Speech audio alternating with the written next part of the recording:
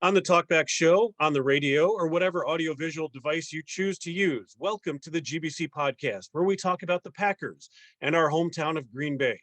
This is episode 25, created on October 19th, 2022. I'm John. I'm in Appleton, Wisconsin. Along with me are Jeff in Minnesota and Neil out on the East Coast. Say hello, gentlemen, and tell us what you're drinking. Hello, gentlemen. I'm drinking tonight a Toppling Goliath. So a shout out to the folks in Decorah, Iowa, a s'mores pastry stout. Very tasty. I'm having a football themed beer. I'm having a Dogfish Trillium Collaboration True Action Hazy IPA. All right, and I've made myself an Amaretto Sour this evening. All right, you can find us on YouTube and Twitter at Green Bay Chat and Facebook at the GBC Podcast Green Bay Chat. And just the audio is available on Spotify and Anchor, and you just search for Green Bay Chat. That's how you find us. Here's what we're taking a look at this week. Again, a wrap-up of Week 6 and the New York Jets coming into town. We'll peek at some of the other games that happened in Week 6. We've got our Packer Player of the Past segment, and then we'll preview Week 7 as we head out to Washington, our Packer History Report as well. But first, the Jets came to town. It was a beautiful day on Sunday, at least in the morning. It was a nice morning. The New York Jets fans traveled quite well. I will tell you that the parking lots opened up at 8 o'clock a.m. on Sunday, and the tailgate party started promptly at 8:01 a.m. Jets fans were there in force. There was a lot of green outside of Lambeau Field. We had by us in the Lot 9 tailgate party, a guy named Tailgate Joe, and he brought his New York Jets fans. Nice bunch of guys. They were great to hang around with. We had some good music. A lot of our friends, our high school friends, Dean and Gina stopped by, and a few other people in and out throughout the day. So shout out to them because they're huge fans of the podcast as well. But it all ended pretty quickly. It was almost like right after kickoff, things kind of went south quickly. It started raining after that. And inside the stadium, Jeff, it just wasn't as good. I mean, we won the tailgate party. There's no doubt about that. But inside, Jeff, what happened to that game? Well, since this is, some of you might be listening audio only, we could give you a silent scream. We could give you lots of profanities, but just what the hell is going on? So we start out with a really atrocious half of football, right? So the first two quarters, oh my God, 3-3. It's like neither team, nobody wanted to win this game, right? It was bad football in this beautiful setting. Okay, it was raining, so what? It was, snowing would have just maybe been added a little bit of a nice touch as well. But you had the fans, we were at home, expectations were high. The team was talking about, okay, we're going to get this turned around. We're going to try to, scheme differently. We've got to pull our head out of our ass. And the first two quarters were fucking terrible.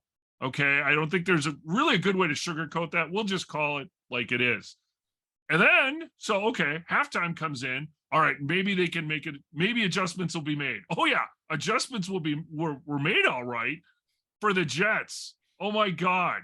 Neil's going to go through the stats. On paper, this was a very close game.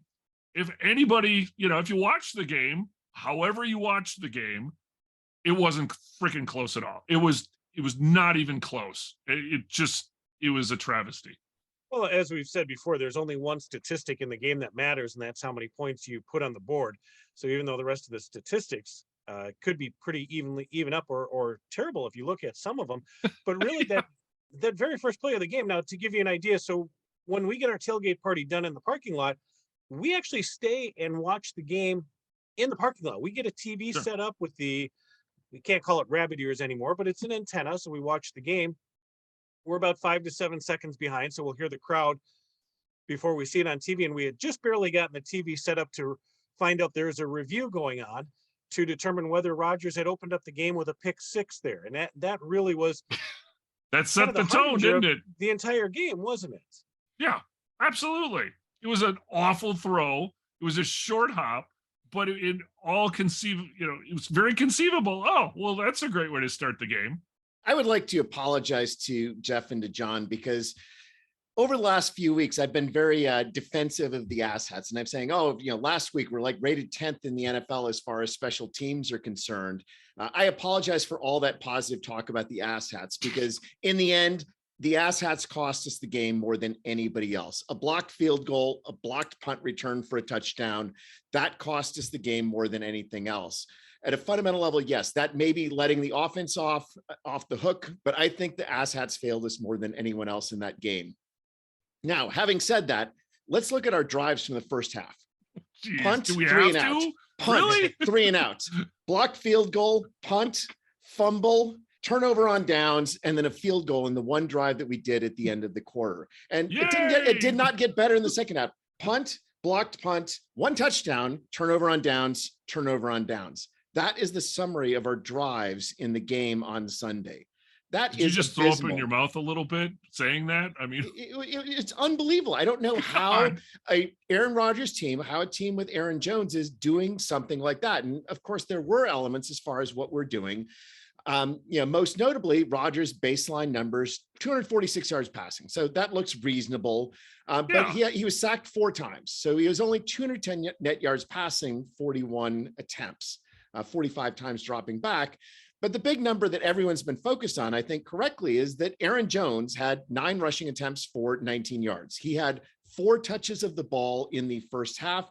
Aaron Jones's longest run was for 7 yards, receiving 3 for 25. Aaron Jones was not getting the ball anywhere near to the level that he should have been getting the ball, especially when you look at a situation where we had problems with injuries as far as our receivers are concerned. We've got to be figuring out a way to get our most skilled non-quarterback player the ball a lot more than that, to be doing it effectively, to doing it in a way that we're going to move the ball forward. And at a fundamental level, everything that we failed at in this game on offense comes down to not getting Aaron Jones the ball. Yes, Aaron Rodgers had some bad throws. That throw on the first play of the game, considered originally a pick six, it was short. It was a terrible pass. It was an absolutely terrible pass as far as that's concerned. And Rodgers had a number of those in the game. He had a really fabulous pass to Lazard that was critical as far as setting things up initially, or trying to set things up. But, there's just something that is not working right now. But to credit the Jets made things happen. As I said, Aaron Rodgers was sacked 4 times. The Jets had 9 quarterback hits in that game. And so if the Jets are hitting Aaron Rodgers 9 times, we're not running the ball. That's a formula for not having success, and most importantly, for not sustaining drives, because the futility that I went through as far as what the result of each drive was in the game, that really is masking the overall statistics that didn't look terrible as far as us versus them. That, both teams had 278 yards. So you should say it should be an even game, but we could not sustain a drive, and the inability to sustain a drive is in the end what killed us. So Neil, in the question that keeps going on, is it scheme or is it execution? It sounds like you're saying it's the scheme that is failing us. I think there is a scheme element. But on the other hand, Aaron Rodgers seemed to make a lot of complaints in the post game in this week that don't really match what the reality is, right? He says, well, we've got to simplify things. Well, the Packers are right in the middle of the NFL as far as the number of plays with pre-snap motion. So it's not like we're going crazy as far as that element is concerned. As far as execution is concerned, there are execution problems that we have. And the biggest one is that this team is not blocking well. On the year, the team is 20th in the NFL in pass block win rate, 20th out of 32 teams. In running, we are 21st in the NFL in run block win rate. And among tackles, Elgton Jenkins is 57th in the NFL in pass block win rate. We are not getting the job done in the trenches, and it's very difficult to get anything moving on an offense if your quarterback doesn't have time to throw and if there isn't enough space for your running backs to get and move the ball forward. Neil, you alluded to this, sustaining drives as well. So the Packers were very consistent. They had a crisp 25% conversion rate, not only on third down, they had 16 attempts on third down. They converted 4. Okay, then we'll go to fourth down. And as you so terribly mentioned, all the turnovers on downs. They were, again, a crisp 25% on fourth downs. They were 1 for 4. They ran more plays, but they could not sustain anything at all. And so there's no flow. There was that one good drive, right? The touchdown drive. So maybe a glimmer of positivity, or we, in talking about the scheme. So one thing that we noticed, and we celebrated a little bit, at least in the first half, there were a few passes that were defensed. That was kind of a change of pace, wasn't it? I mean, so it looked like they ran a few blitzes. It looks like, so in the first half, like I said, the defense, they held them to 3 points. And then suddenly in the second half, they suffered that, I don't know, malaise, that whatever it is. And they just said, well, shit, we're done. We're going to let them run the ball down their throats. But I mean, at a fundamental level, this is the year 2022. Zach Wilson was 10 of 18, including the 2 sacks. He had 99 net yards passing. 99 net yards passing. And yes, they had 179 yards rushing, but 99 net yards passing. I mean, they only had 278 yards. It's not like the Jets offense destroyed us in this game. They scored that touchdown off of special teams, and they played better than we did as far as not having a turnover. Us not forcing a turnover again is a problem. If we had forced a turnover in that game, this is an entirely different result, I think. And that's inability to force turnovers, the continuing having those occasional turnovers on the offense or on the special teams. Those are the things that, as you talked about, Jeff, the margins are what matter, and we're not doing the things right at the margins. One other margin, we have had 7 penalties for 42 yards. 7 penalties is more than you expect from a crisp Packers offense or crisp Packers team, a well-coached team. There's something that is off, and it's off. Yes, there's scheme. Yes, there is a mentality component, but there is something off as far as the team is concerned. So one other thing about this game, though, right? So the first half, it was a 3-3 score. Both offenses were completely futile as far as the first half is concerned. Zach Wilson had 28 yards passing in the first half. I honestly think there's an element of karmic punishment for us for making fun of that Commanders-Bears game on the previous Thursday night, where we had just atrocious play by Fields, Wentz, and everyone else on those teams. And it's just like, yeah, you think it's bad. You can be bad too. You can be just as bad as those other teams that are out there. I will say that I have some positive thoughts, or maybe not positive thoughts, but redeeming thoughts as far as the game is concerned. The biggest one is that the team was very obviously jet lagged, pun very much intended. The team was jet lagged because they had the choice of playing or having a bye week after the game in London. They chose not to have a bye after the week in London. Anyone who's traveled overseas knows when you return back in the United States direction, you suffer for several days afterwards. And the NFL players are too good. You have a couple days of bad practice. Even if you eventually get back, they certainly were fully recovered by the time of the game, but you have that lesser week of practice because of jet lag. That's going to have an impact as far as your preparation is concerned. A secondary element, though, is that when the Packers chose not to have a bye after the game in London, they were able to choose their opponents. And the Jets realized that the Packers chose the Jets. And so the Jets were playing with a chip on their shoulders that the Packers think that we're an easy mark and we are going to get them. One other mitigating factor I will say as far as the game is concerned, Aaron Rodgers did have an injured thumb. I don't think that we can completely discount that as far as his performance is concerned. As far as a receiving core is concerned, there's no Watkins, there's no Watson, and then Randall Cobb was injured early. He had 1 reception for 8 yards. So our receiving core was decimated as well. And so we had a bunch of things that were going against us that are not likely going to be recurring elements. And then the final factor is, well, we faced Robert Saleh and we've not played well against him in the past. He seems to be one of those coaches that knows how to scheme and take care of us. And so all of those elements, I think, give me pause as far as just the relentless negativity that's been present among Packers fans since Sunday. Well, we're not one of those podcasts that's going to go to the all 22 viewing. We're not going to break down every single play and every nuance of every play, but there are some things to talk about, certainly, Neil, that you alluded to that are positive in the execution, even with the injured thumb.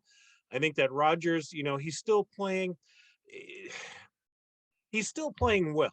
The pass to Lazard, down the left side that he dropped in there was perfect.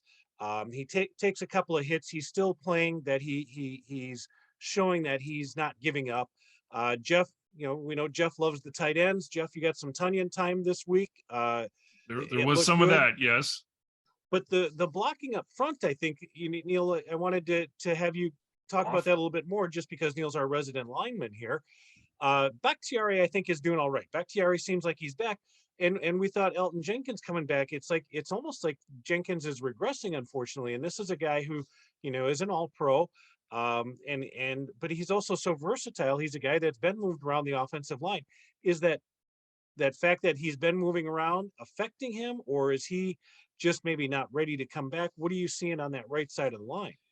I went through the sort of numbers as far as what his pass block win rate was. He also had 2 penalties in the game. And so there's something that is clearly not often. He's coming back from a major injury. So it's not shocking that he's going to have an adjustment time, and maybe putting him at his best position is what we need to be thinking about doing. And there's been talk about how do we reshuffle this line in order to make it more effective, and putting Jenkins at a guard position, possibly moving Runyon over to the right side as far as the guard, is something that can be done. And I think the coaching staff is wise to be considering that. And it's also partly because, well, Royce Newman had 6 pressures allowed in the game. He was pulled out of the game briefly before an injury forced him to be back in. But let's go right back to this full element of 9 quarterback hits on Rodgers. There's something that is not working on the line. And go to Aaron Jones, 9 rushes, 19 yards. We are not doing the job that we need to be doing up front, and something has to be changed in order to get the work. It's clear that Jenkins is not at his all-pro level, but he's got the muscle memory to do it. He's certainly got the ability to do it, and we've got to figure out what we need to do to get our best players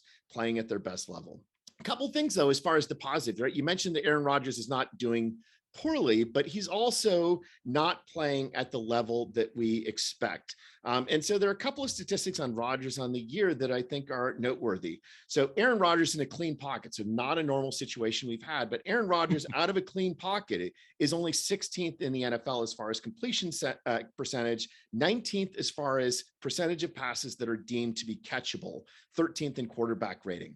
If you look at throws downfield, this is the biggest area he's suffering. And you can argue that this is a matter of receivers, but we've seen some bad throws downfield as well. On plays that are 15 or more yards downfield, among all quarterbacks who've thrown more than I don't remember, some X number of times, Rodgers is 33% completion on 15 or more yards downfield. He's 32nd among qualifying quarterbacks. Now, there are about 45 qualifying quarterbacks, but he's at the same level of Jones and Trubisky. He's at a lower level than Wentz. He's at a lower level than Fields as far as completion percentage on these downfield passes. He's at 33%. Leader is Bailey Zappi at 67, Geno Smith at 63, Tua, Cousins, Allen in the mid to upper 50s. So we are way below where we need to be as far as the downfield passing game. And I don't think that we can put all of that on the receivers. Well, I would put some of it. I'm at the point where I don't see that there's enough speed and strength in the receiving core that can stretch the field downfield and get guys open when they need to. That's probably part of the issue there. Some of those passes that we've seen from Rodgers, they're not as crisp, they're not as on target, save for that Lazard pass on the sideline here on Sunday as well. I'm not going to buy into Rodgers, all the things that we hear social media wise, that he's not interested in being there. He's more interested in doing his podcast or his McAfee show or whatever it is. I'm not going to buy into that. I think he's still out there to play. There's still a certain level of pride that he wants to play at a top level. He wants his team to succeed. But I think there's something missing from a leadership side of things. I don't know if he needs to step up more, because he gets chided for that as well when he shows a little anger. Now, not talking Tom Brady meltdowns, and we'll get to that in a bit, but at least get out there and get his guys riled up. As far as scheme and execution goes, maybe a few more short passes would be nice, not the out passes, maybe the ins, maybe some slants, just get something working. You got to get that rhythm going early and then build from there. To see, once he starts scrambling, if everybody keeps going downfield, nobody's coming back, that's a problem as well. So there's little things here and there. Why it's not, why is a team that has been playing at the level of success with the same coach for the last 3 years, why are they suddenly forgetting how to play football?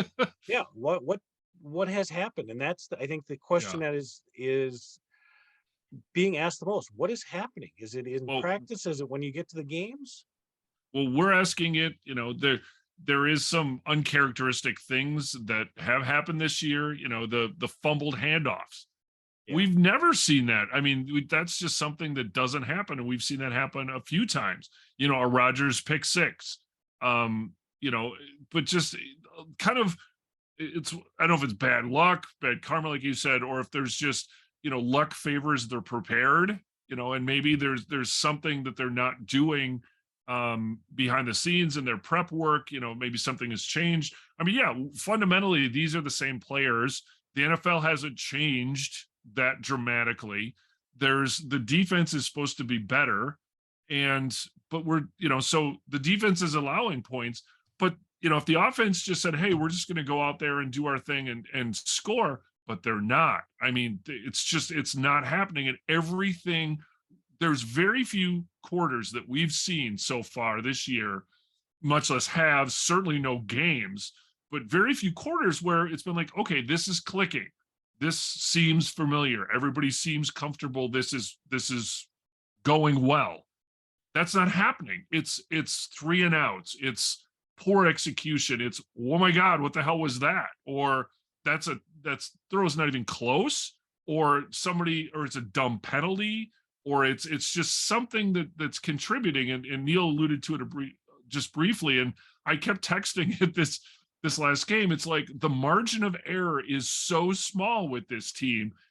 Any stupid penalty, any turnover, that is going to affect the outcome of the game in a negative way for the Packers. They're not getting, why are they not getting turnovers? They're falling further and further behind. They do make a stupid penalty. They do something dumb. They get a bad break. It's almost like game over when that happens. So is that maybe their mentality as well, that they can't overcome that? Well, here's a question as far as the defense is concerned, right? We've emphasized several times now that they're not getting the turnovers, but we've played a lot of really shitty quarterbacks so far this year that have not thrown the ball a lot of times. Is this something that we just sort of need to get to a point of facing teams that are going to throw the ball more often? And if teams throw the ball more often, we might see those opportunities start to arise. But then the quarterbacks are better. So then careful what you wish for, right? Because then we might lose by 30 if that happens, or not. You're right. Maybe we get, a pick six, or we get opportunities to defense more passes or something like that. Yeah, we've seen shockingly few pass attempts against us. And I think they're still, leading the league in third down, defensive third down. Because the Jets in this game, they were 1 of 11 on third down. But they had 14 first downs in the game, which is not a lot, but 111 on third down with 14 first downs goes back to that same thing we talked about last week, allowing a lot of first downs on first and second, and they're not even facing those short third downs where the team is more likely to convert. Well, it was the first time in the Matt LaFleur era that the Green Bay Packers lose consecutive regular season games. Mm-hmm. In light of that, we're not going to nominate them as the bed shitter of the week 2 weeks in a row. They certainly were in the running, that's for sure. But I think it's even fair to say when we look at the schedule, that the 2 New York teams are probably better than we're expected. Neil, you kind of mentioned absolutely. that Green Bay handpicked the Jets for this game coming back off of London. And they probably did have a chip on their shoulder, but I think that kind of speaks to a lot of teams, though. The teams are going to bring their A game when they play Green Bay. That's just the way it is. Green Bay is a team that everyone guns for, and Green Bay has to step up the way that they play the game as well. And unfortunately, the last 2 weeks brought them back to earth. They realized that they're not going to dominate, or they're not at the point where they can dominate. And with a 3-3 record, and hopefully this road trip here gets them on track. And if it doesn't, then they've got some big problems, because they're going to go to Buffalo, who's on a bye this week. And that's the game that we've had on our calendar as well. But talking about the rest of the week 6 action, though, nominees for who really stunk it up there. The San Francisco 49ers, probably another team that fell apart against the Falcons. But the big one, Jeff, your favorite, I think, Tom Brady, kind of having his meltdown there, and against Pittsburgh of all teams. What happened in that matchup? Mitch Trubisky beat Tom Brady. That's all you basically need to know, right? I mean, it was improbable. I mean, the Steelers, they're having some major problems. They've had injuries. They can't, who's going to be their starting quarterback.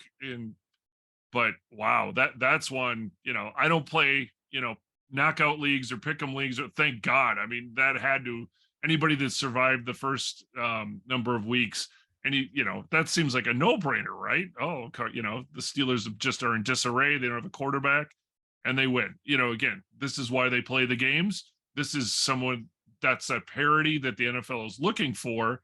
But holy cows, that very unexpected. But Jeff, as well, it's probably the defense in Tampa as well that you're wondering what's happening there too, because this is a team that had a vaunted defense. We saw it when Green Bay was in Tampa Bay, that it's beatable, and certainly they are beatable now. The defense was supposed to be so good that Brady didn't have to play it at all world levels. He could just be a serviceable quarterback, and we saw, as you mentioned there, that he's probably not even able to do that, or at least he wasn't on Sunday against Pittsburgh.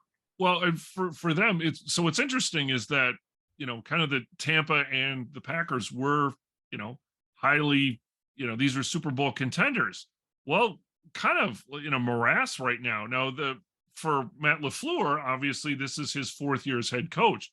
In Tampa, it is a new regime. It is a new head coach. So that might be part of it. But, I think it's great that that Tampa's losing. We're not going to complain, right? Yeah. No, we're not going to go. Well, and Aaron Rodgers went on this week, is that we're 3-3, but we're still in the NFC, right? We're 3-3. Totally. The NFC is not what the AFC is, and you can absolutely survive from a 3-3. There's a lot of, there's obviously a couple good teams. You've got, Philadelphia, obviously still undefeated, but there's a whole lot of 3-3 going on in the NFC. And there's a whole lot of possibility for teams regressing that are up there. Do you really think the Vikings are a one-loss team and that winning percentage is going to be sustainable over the season? I think not. At what point are they going to come back to earth, right? They've lost one game, as I alluded to. So I did have an eye on the Sunday game against the Dolphins. And in the first half, Vikings were awful. And they couldn't move the ball.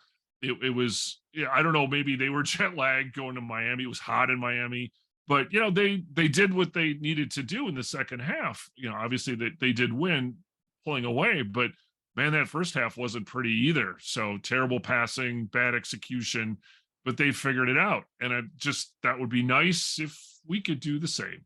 Okay, enough about week 6. We'll take a look at week 7 here coming up in the Packers trip to Washington, but there's quite a few connections with that Washington football team that we're going to talk about when Jeff comes up. But most notably, Neil, our Packers player of the past. What do you got? Our Packers player of the past this week is Paul Coffman, number 82 in the photo. Paul Coffman was a star tight end for us in the late 70s through the mid 80s. Paul Coffman grew up in Chase, Kansas, so small town Kansas. After his high school football, he went to Kansas State, and he saw that he knew somebody who was a walk-on, and he decided, okay, I'm going to be a walk-on at Kansas State. He ended up playing at Kansas State for 4 years. And then he got to go to the NFL draft, and he was an undrafted player. It's partly because Kansas State was 5-27 during his games that he played at Kansas State, but it's also because Paul Coffman, although he was 6'3" and 220, also ran a 4.8 40, so not a particularly speedy player. But those numbers don't measure heart. The Packers chose for him to allow to try out for the team. They didn't have a lot of confidence, mind you. There were 5 tight ends going for 2 spots on the roster, but when the final roster cut down day came, Paul Coffman was one of those players in the 1978 Packers roster. Now, in 78, he played mostly on special teams, but in 1979, he displaced Rich McGeorge as the starting tight end. And in that 1979 season, he had 56 receptions, 711 yards, and 4 touchdowns, all 3 of those leading the Packers that year as far as touchdowns, receptions, and yards as a tight end. He was a Travis Kelce before there was Travis Kelce. That's generous, Neil. 1980, 1981, well, considering what receivers did back then, right? A 70 reception season was fabulous. He had 56 receptions in that 79 season. This is in a time when the Packers were sort of yo-yoing between Lynn Dickey being healthy and getting a David Whitehurst or a Randy White thrown in. But we had years where we absolutely could move the ball by the air. We had James Lofton at the time, and Paul Coffman continued in the start of his NFL career to be a reliable person as an outlet when teams were double covering Lofton or somebody who could get open on his own. So 42 receptions, 80, 55 and 81. In 1982, this was the strike season. There are only 9 games, but that was his first year that he was named as a Pro Bowl player. And also over the course of this period, he had 50 straight games with the reception, something that is difficult to do for any player, but especially for a tight end in conceptions of the game, especially back then. So in 82, he was a Pro Bowler, he was Pro Bowler 82, 83, 84. 83 was his best year for the Packers, 54 receptions, 814 yards, 11 touchdowns, 84, 9 touchdowns, 85, 6 touchdowns. He was cut by Forrest Gregg after the 85 season because Forrest Gregg wanted those older players gone. But overall, his numbers for the Packers, 322 receptions, 4,223 yards, 39 touchdowns. All of those are Packer records for an undrafted free agent. The closest for that is Alan Lazard, who's at 18 touchdowns, 1,700 yards. So this is somebody who clearly made a difference. This is somebody who had heart, somebody who knew what the element of football is that involved effort.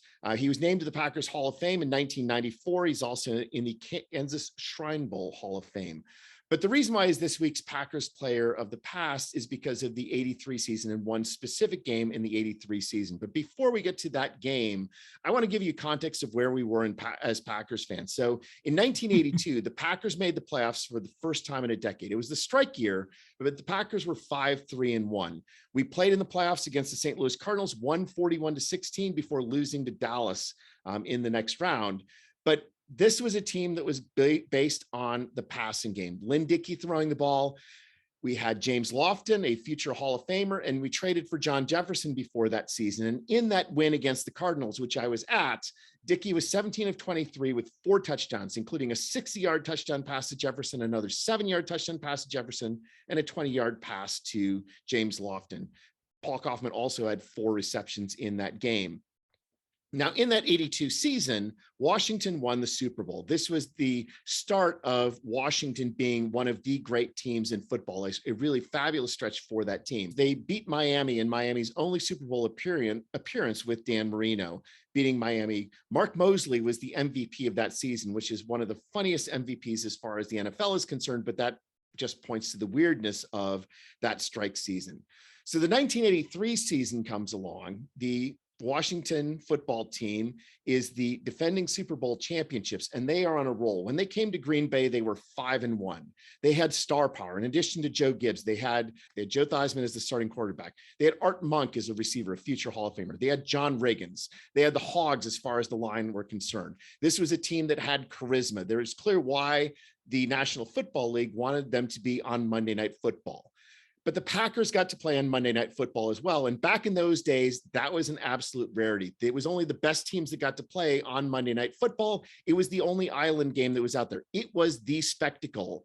And for the Packers, even to be able to play on Monday Night Football was an incredible opportunity for us as Packers fans. We knew that we had something potentially special with this team. Now, this was the Cardiac Packers. The Packers had won earlier in that season, 41-38 over the Oilers. They'd won 55-14 over the Bucks, but they'd also lost 38-14 to the Lions. They'd also lost 27-3 against the Giants. So they were very much an up and down team. We go into this game on Monday night, and the Packers are 3-3 facing the defending Super Bowl champions.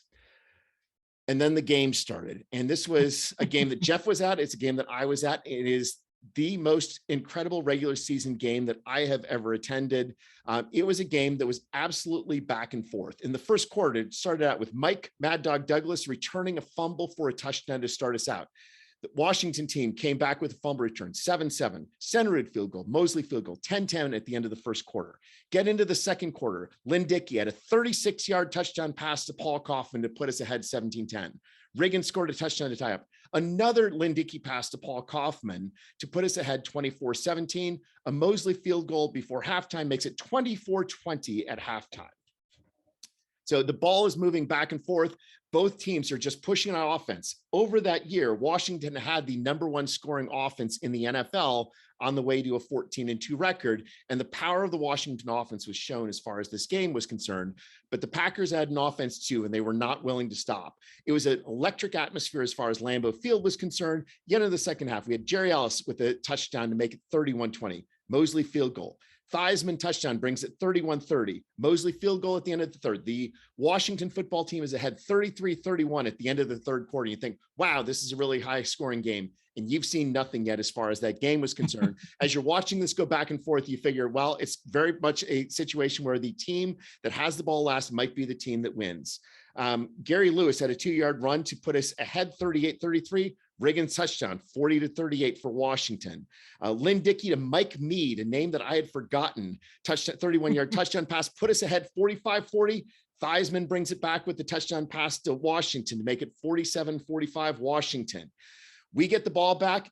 We take the ball all the way down to their 3-yard line. Jan Stenerud kicks a field goal to put us ahead 48-47, a very long drive. The problem with that drive is there was about a minute left in the game, and Joe Theismann was getting the ball back. And every Packers fan who was at that game, every Packers fan who was watching thought, okay, we've got a lead. This is incredible, but there is no way that our defense is holding Washington with Joe Theismann, with John Riggins, with Art Monk. That was something that we needed, a miracle in order to win this game. Washington gets the ball back with a minute left. They drive. Joe Theismann passes just continually down the field. It gets to the point where at the end of regulation, but Mark Mosley is lined up for a 39-yard field goal. Again, Mark Mosley was the NFL MVP the previous year. He was the best kicker in football. He was not going to miss a short field goal. He lines up for the field goal, and he just barely misses it. I was right behind the uprights. And from where we were, we could not tell whether he had made it or not. We were dependent on the reaction on the field and eventually the fans as far as knowing that Mark Mosley had missed that field goal. But we got that miracle. We got the miracle of Mark Mosley missing. The Packers win 48-47 in a game that for over 20 years was the highest scoring game in the history of Monday Night Football. Just an absolutely magical night at Lambeau. Paul Coffman was one of the stars of that game. He had 6 receptions for 124 yards and 2 touchdowns. One of his receptions was on a trick play on a 3rd and 1 where Eddie Lee Ivory threw a 35-yard pass to Paul Coffman for the trick play on a 3rd and 1.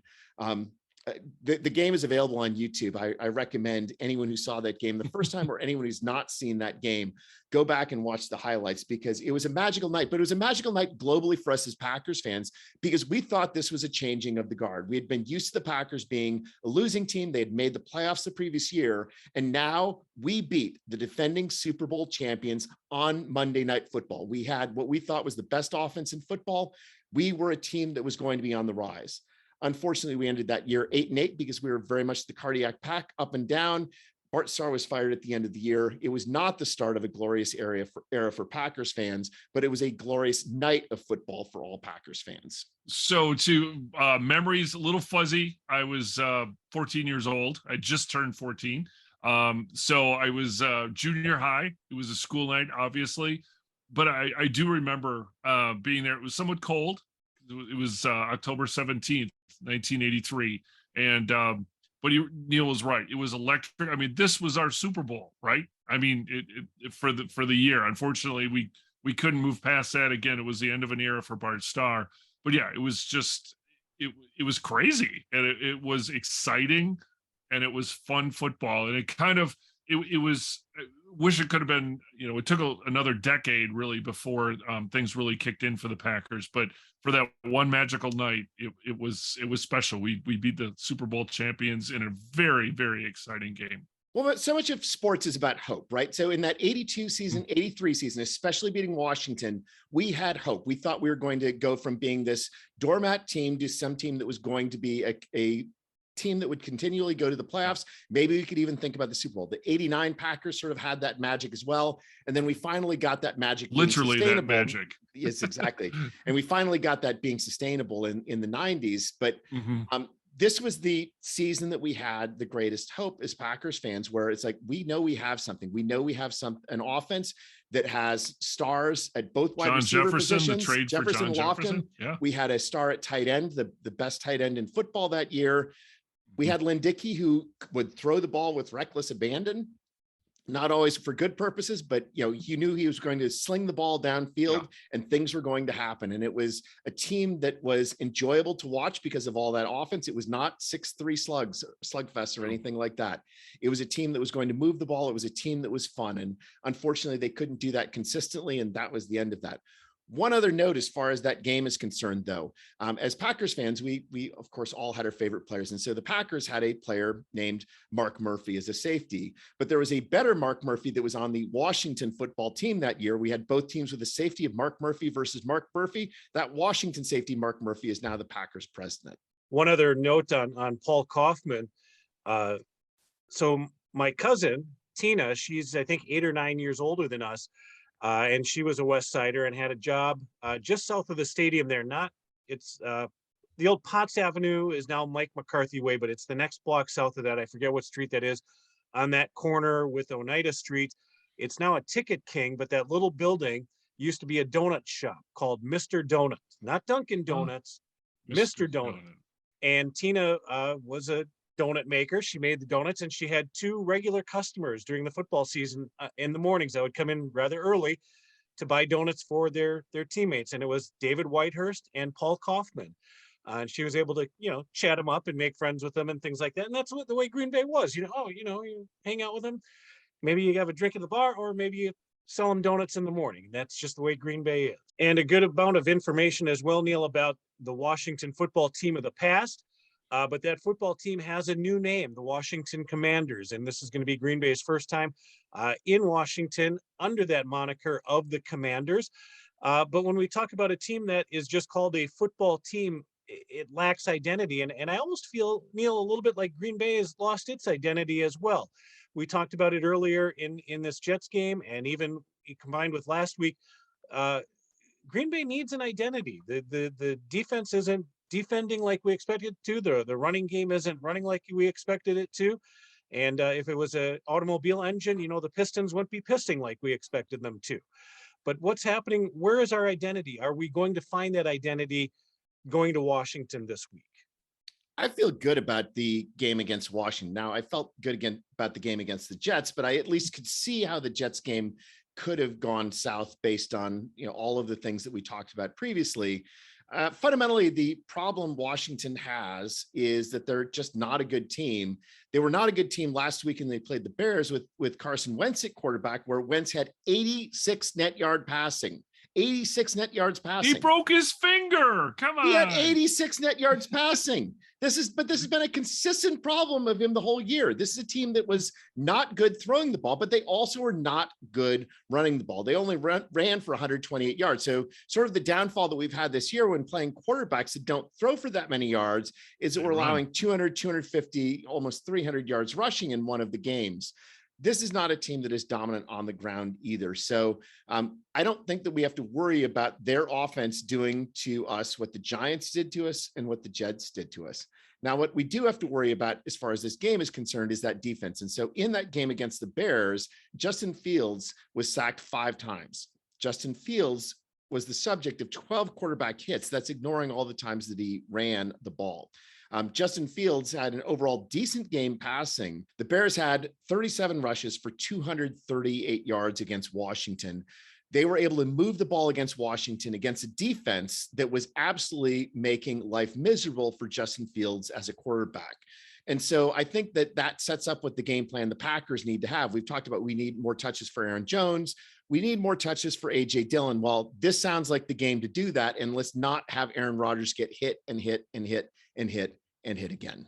I would be ecstatic if Green Bay committed to 200 yards on the ground. And that would be an amazing feat. I can't picture it happening, but you'll certainly hear from me if it does. Well, as long as they get more than the 60 they did this week, that's really a starting point. We joked, Jeff, that you watched the Washington-Chicago game last week, so nobody else had to. And we appreciate that. I was actually at a volleyball match. I didn't get to see most of the game, but what else did you see? John. I know, right?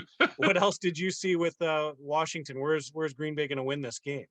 Well, like Neil said, I mean, their defense made life very difficult for Justin Fields. I mean, he took some really huge hits. He got up and he's obviously a younger, mobile quarterback. So concerning. So I think what Green Bay is going to have to do probably is to get the quick passes. Like I said, rely on the run game. I mean, the Bears, they couldn't stop the Bears running. I mean, it just, and it wasn't just Fields scrambling. I mean, it was just, if Fields would try and hang back in the pocket and pass, he was just getting killed back there. Aaron Rodgers, hello, they need to protect Rodgers, because I don't want to see Rodgers not finish this game if they can get their running backs, Dylan, get him some touches. I mean, they had 20 rushes for, as we talked about, 60 yards. Do the math, 3-yard average. That's awful. And obviously the Bears ran a lot, but they had a huge amount of success running. So again, if they're going to key on Rodgers, short or quick passes. I mean, they don't have to be short, but just get the ball out of his hands. Don't let him take a lot of hits. That's one thing we can't afford, because like I said, Fields was getting hit constantly, and really at one point I wasn't sure he was going to finish the game. I mean, Wentz had his his broken hand, or his broken pinky finger, so both quarterbacks took a quite a bit of abuse in this one. And I'm hoping then that the defense can step up, because they're going to be going against was it Heineke, the backup quarterback. So he's not a pocket passer. He can run. So hopefully that's, again, we've got, I don't know what it is. We've got another backup rookie-ish quarterback, not rookie, but not a lot of experience backup quarterback. What's going to happen? Does that bode well for us? Hopefully. But like I said, just if the offense can just, let's run the ball more than 20 times and have a better than 3-yard average. But I think the Sean, Gary, downside of that, as far as the passing is concerned, is that I don't think you can get worse than Carson Wentz. And so I think that they will have at least a somewhat upgrade on their passing game. Yeah. Is it going to be enough? I don't think they've really shown anything that that's going to be the case, but you can't be worse than Carson Wentz. So, even though this is the backup, this is not a situation where we're going to get a worse quarterback. Well, and the one concern I have is because he's somewhat of an unknown commodity. I mean, look what Zappy did to us. I mean, granted, all these quarterbacks have had sub 100-yard games or very close to that, and yet they're competitive and or winning. So the good news here, I think, is the fact that the Commanders don't really have a rushing game, or certainly nothing that's going to be concerning, at least going into the game. Hopefully the defense can key on Heineke, but just, let's hold him, and open up the offense. Just if we can get a couple touchdown lead, in theory, we'll be able to hold it this time. Like I said, last couple of weeks, my confidence pool, huge confidence numbers, took one in the, just punching the nuts on those. So now we're left with, okay, this is a team that, oh my God, we should beat. But suddenly there's not a lot of confidence here. I mean, we like to think that, okay, we'll be able to overcome this. Hope springs eternal. Yes. But I'm cautiously optimistic at best. The other reason that I have optimism as far as this game is concerned is because Washington has the absolute worst home field advantage in the National Football League at this point. So FedEx Field is located way out at the end of DC. It's actually in Maryland. And it's a stadium that is difficult to get to. They've made it difficult. Parking is extremely expensive. You can go on private lots that start at $40 a piece.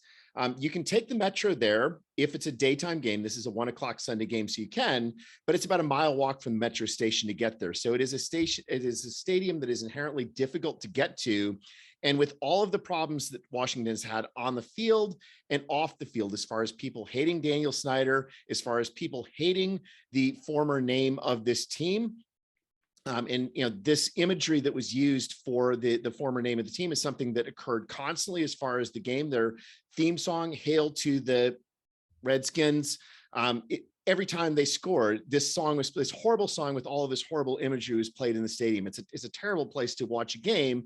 But FedEx Field is a stadium that had 90,000 capacity, and they have kept blocking off seats within that stadium. The capacity now is only 66,000 within the stadium.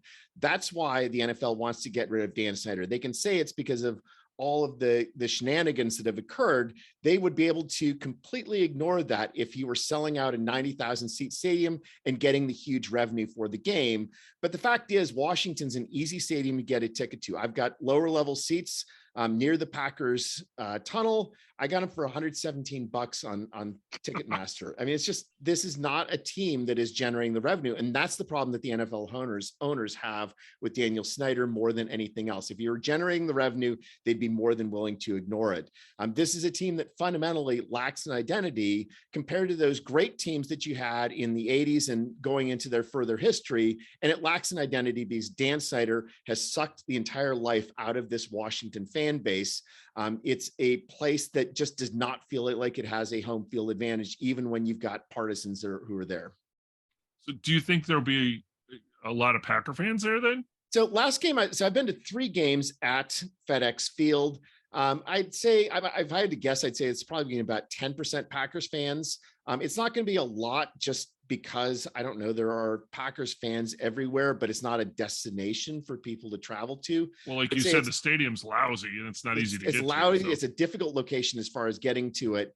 You're really committing yourself as far as just the travel to get there. And I should say the other problem with that stadium is if you've got a Sunday night or a Monday night game or a Thursday night game, the Metro closes before the game is done. Essentially, you have to leave by the third quarter if you are taking the Metro to get to the game. They don't keep it open? They don't. The Washington Metro does not stay open late. It certainly is not staying open late for football. And so essentially you have to leave in the third quarter if you're going to go to a game by Metro. So that takes a lot of people out of the consideration for attending a lot of the premier marquee type of games. So it's a problem as far as everything is concerned. It's just in a completely bland area. You park in suburban business district. Parking lots is one of the main types of parking lots. There's character certainly right around the stadium as far as the tailgating. There is tailgating. There are diehard Washington fans who remember from when Washington was actually a good team, but it's not a place where you feel the home crowd is going to dominate the game. And again, it just looks crazy when you're in FedEx Field, and the photo that's shown is from my sister and me at FedEx Field after the 2015 season playoff game there. It's a place where if the home team falls behind, the visiting crowd is capable of making a lot of noise because the home team crowd is just not going to overwhelm them. So if we can get a lead, a Packers contingent, even if it's not a 30%, 40%, 50%, a Packers contingent is going to be able to make itself heard. Okay, Neil, you've got your marching orders then. We want to hear you on Sunday. I hope to be heard for sure. It's a game I'm really excited about. I always love watching the Packers. I've not had a great history at FedEx Field, I should add. I was at that 2015 wild card playoff game. If you recall that playoff game, it's not one where the Packers really started well. We started out with a safety on Aaron Rodgers on a sack by Preston Smith. Actually, Preston Smith was why the Packers went down 2-0. Washington got another field goal. So they're up 5-0 at the end of the first quarter. Cousins' touchdown pass put it to 11-0, but then they missed an extra point and the game turned around. And eventually we had a bunch of Rodgers touchdown passes to Cobb, to Adams. We ended up winning that game 35-18. That was Cousins in the "you like that" mode. And so we heard a lot of "you like that," from the Washington fans at the beginning of the game, and the Packers fans at the end of the game were bringing it exactly all the way back. Nice. It was a game that started out miserable at the beginning. It was a glorious football game at the end. The key to that game was that our defense and our offense both made their marks. Kirk Cousins was sacked 6 times during that game. And I mentioned the 2 Rodgers touchdowns. So I'm hoping to see that game like that rather than the other 2 games that I've seen at FedEx Field where we lost and where I had to hear that stupid "Hail to the Redskins" song so many times after every score. So well, I wonder what they'll do now. That is one of my open questions, is what is going to be the replacement? Because it is considered to be one of the classic chants as far as the NFL is concerned, the classic songs, and they're certainly going to play off of it. And I haven't done the research to see what it is because, again, well, hopefully I will not find that out because they will not play it after any scores. But I'm sure that they've done something. But the video, it was like video from the 1970s. and just with all sorts of terrible imagery. And, it was a marching band thing from the 60s. And it was, that every time I heard that song, I just was pissed off that the Packers allowed Washington to score. Not only because I was pissed off the Packers allowed Washington to score, because I had to hear that fucking song again. Well, we look forward to you telling us what the Commanders' new identity is going to be, Neil. We hope that the Packer fans show up in force, and we hope the team shows up and finds their identity on the field as well. Rashawn Gary with 6 sacks in 6 games. Let's hope that he has a feast this weekend. Jeff, you mentioned some mobility there, but we also have some good speed between Gary, Devondre Campbell, Quay Walker on the linebacking core. We'll just wait and see what happens, and we will talk about it next week. So one other thing about the Packers and the Washington football team. So this is a rivalry that goes back to the early days of the NFL, just like the Packers against the Giants. The Packers are overall 22-16-1 against Washington, 2-1 in the playoffs. Our first game was actually against the Boston Braves, which was the earliest name of that franchise, 21-0 in 1932. The highest impact game between the Packers and the football team was actually when they were the Boston football team. So the same former last name, Boston football team, in the 1936 NFL championship. That was a game that was supposed to be played at Fenway Park, but the owners could not sell tickets at Fenway Park. And so the league, Packers, and the Washington team agreed that they should play the game at a neutral stadium. And so the game was played at the Polo Grounds. That was the first neutral ground stadium for a championship game. The Packers were 10-1-1 going into that year, into that championship game. They had beaten Boston already twice so far that year, and they won the title 21-6, including a Herbert to Hudson 48-yard touchdown. And that was Washington's last, or that was the football team's last game in Boston before they moved to Washington the following year and won the title. But just a reminder that not all championship games are glorious. In that game, 1936 championship game, there were a grand total of 15 first downs. The Packers were 44 rushes for 71 yards. Boston was similar. Packers passing 9 of 23, 161 yards. Boston 7 of 26, 91 yards. There were under 400 yards of total offense in that game. Thankfully, football has gotten a lot better than that since then, and I'm hoping to see a much better football game on Sunday. Well, that's a lot of history between the Packers and the Washington football team. And Jeff, your cat trying to make a cameo on the podcast as well. So why don't you bring us home here with a bedtime story and tell us some more about Green Bay and Washington. Well, there is a ton of history between these teams, and not only the history, but really, really key players in the formation of and the greatness of Green Bay ended in Washington. So on January 14th, 1968, Vince Lombardi coached his last game for the Packers, and that was Super Bowl II win. On February 1st, 1968, he announced he was giving up his coaching duties for the Packers and that Phil Bankston would be the coach. So now Lombardi would concentrate his duties as general manager. So just 1 year later, on Monday, February 3rd, 1969, Lombardi publicly announced he had asked for his release from the Packers. Now, Lombardi still had 5 years left on his contract as general manager. It didn't expire until January 31st, 1974. The next day, the Packers board voted unanimously to accept his resignation. 3 days later, on February 6th, 2 days later, on February 6th, 1969, Vince Lombardi was introduced as the coach of the Washington football team. Now, why did he go to Washington? Well, there's a couple factors that he cited, one of which was that he received equity in the team. And that was obviously not possible in Green Bay. He had explored ways to, in some way, get stock or something like that. It was not possible by design. So he received equity in the team. He received total control of the team. And in addition to that, he felt it was a challenge to coach again. So Lombardi only ended up coaching 1 year in Washington For the 1969 season, he went 7-5-2, and then he was diagnosed with his cancer the next summer, and then subsequently quickly died. So Phil Bankston took over for the Packers. He lasted 3 years in Green Bay after Lombardi. He had a 20-21-1 record, third each year in the NFC. So then what happens? Well, so there was one year, and then a guy by the name of Bill Austin coached in Washington in 1970. So Bankston coached in Green Bay, and he wasn't working out. So there was a Hall of Fame coach, George Allen, that had been fired by the Los Angeles Rams at the time, and he was fired shortly or right after Phil Bankston was fired. So let's fast forward to December 22nd, 1970. Phil Bankston was fired after 3 years with the Packers, and the Packers really wanted to talk to George Allen and did.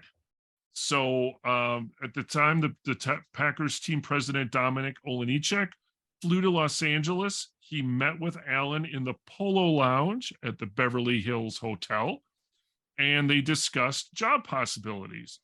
Well, unfortunately, Washington was also very interested. And so they offered him, George Allen, total control of the team. They offered him money to build an in-season training facility. They gave him or offered him an unlimited budget for football operations, and they threw in a limo and a chauffeur to boot. So unfortunately, George Allen did not end up going to Green Bay, although Green Bay was really hopeful he would have. He ended up having an excellent Hall of Fame run in 7 years in Washington. He had a 69-35-1 record. He won an NFC championship. He made it to the Super Bowl 7, where he did lose there. And he was inducted into the Pro Football Hall of Fame in 2002 as a coach. So that's when the Packers coaching carousel. So instead of hiring George Allen, who ended up having a Hall of Fame career, the Packers ended up hiring one Dan Devine. So there's one other interesting note here that I guess I had inherently kind of known, but in also researching this, there's a guy who coached the Packers. Maybe you've heard of him, a guy by the name of Curly Lambeau. Well, interesting. He also coached in Washington in 1952 and 1953. He was not very successful in Washington. He compiled a 10-13-1 record. So Curly Lambeau's end in Washington came after he was fired by the owner at the time, George Preston Marshall, in August of 1954 after a big argument with him. So you don't want to fight with the owner because you'll usually end up getting fired. Jeff, there's one other coaching connection between Green Bay and Washington that you may have missed. From 2010 to 2013, the quarterbacks coach in Washington was some cat named Matt LaFleur. So LaFleur, kind of a homecoming, heading back to Washington as well. And, another connection between these two storied franchises. One trying to find their new identity and the other trying to just figure out what the hell is happening with this season. And with that, any other thoughts before we wrap up the show on this week? I'm looking forward to seeing the Packers win for a change. I think that this is the week where things are maybe not going to come together perfectly. We're facing the right opponent. They're going to come together enough for us to come out of this game with a victory. I think our margin of error here, it might be a little bigger. Certainly the competition, at least in theory, is not as good. But again, this is why they play the game. I said before, I'm cautiously optimistic. We should beat this team. I sincerely hope we do. I don't want to be 3-4 going to Buffalo. That would be a big challenge. So hopefully, again, they can get a win, be 4-3 before the schedule really is going to get tough here. Especially considering at one point we were looking at this saying, wow, we could be 6-1 going into this game in Buffalo. And certainly we'll talk more about Buffalo next week as we're planning a big road trip out that way. We're very excited for it. But that's a wrap on this week. If you're watching us on YouTube, please hit subscribe and leave a comment. It's free to do both of them. As always, you can find the GBC podcast at Green Bay Chat. That is all one word, Green Bay Chat. We are on Twitter, Instagram, TikTok, and Snapchat. And then on Facebook at the GBC podcast, Green Bay Chat. And may you fully appreciate the magnitude of your impending good fortune. Thanks for joining us. Good night. Good night.